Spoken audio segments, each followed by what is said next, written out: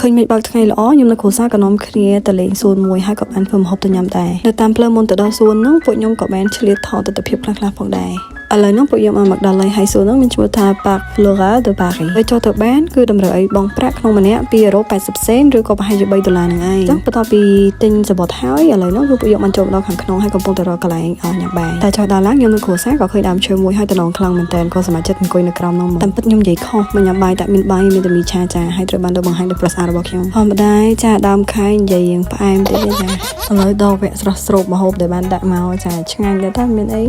ពួកខ្ញុំឆាមីធម្មតាហើយមានចិត្តស្វាយមួយមកបុកអំបិលម្ទេសមួយមកជាតិបន្ទាប់ពីបាយឆ្អែតហើយបាយទៀតហើយញ៉ាំមីបន្ទាប់ពីមីឆ្អែតហើយដល់វគ្គចេញសម្ដែងម្ដងទៀតហើយមែនអីទេគ្រាន់តែនៅក្នុងវីដេអូហ្នឹងគ្រាន់តែចង់បង្ហាញពីទេសភាពស្រស់បំព្រងស្រស់ត្រកាលនៅក្នុងសួនហ្នឹងអញ្ចឹងណាបងប្អូនព្រួយ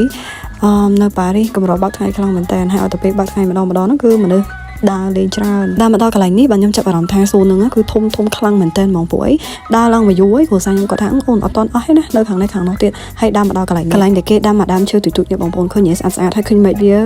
បែកសាខាឡើងស្អាតខ្លាំងមែនតើពួកដើមឈើអស់ហ្នឹងបើតាមខ្ញុំចាំគ្រូសាខ្ញុំគាត់បញ្យល់តែខ្ញុំចាំក៏ចាំត្រូវណាលក្ខណៈថាគេសើពុតវាដើម្បីវាចេញជារូបរាងអញ្ចឹងដើម្បីថាគេពុតវាមិនមែនថាពីកណ្ដាលពីដើមមកពូជវាអញ្ចឹងទេគេប្រើរយៈពេលយូរដែរហ្នឹងរាប់ឆ្នាំរាប់ខែដែរដើម្បីពុតវាបានចេញជារូបរាងបែបហ្នឹងពេលដែលវាធំទៅនិយាយទៅនៅក្នុងសួនហ្នឹងគេមានដាំពូជដើមឈើផ្កាផ្លែស្អាតដែលខ្ញុំមកធ្លាប់ឃើញពីមុនមកច្រើនខ្លាំងមែនតើហើយធំខ្លាំងមែនតើបងប្អូនតែគ្រាន់តែខ្ញុំអត់អាចថតបានទាំងអស់ខ្ញុំអាចថតបានមួយកន្លែងតិចហើយព្យាយាមថតធ្វើយ៉ាងណាកុំឲ្យជាប់មុខគេអញ្ចឹងពេលដើរសាប់ជុំវិញកន្លែងនៅក្នុងសួនហ្នឹងខ្ញុំនឹងគ្រួសារក៏ចាប់ផ្ដើមយល់ថាហេតុអីបានជាសួនមួយហ្នឹងតម្រូវឲ្យអ្នកដែលចង់ចូលហ្នឹងបងតែក៏អត់ច្រើនដែរដូចខ្ញុំប្រាប់បងប្អូនពីដើមវីដេអូអញ្ចឹងពួកយើងយល់ឃើញថាដោយសារតែសួនហ្នឹងគឺមានដាំពូជផ្កា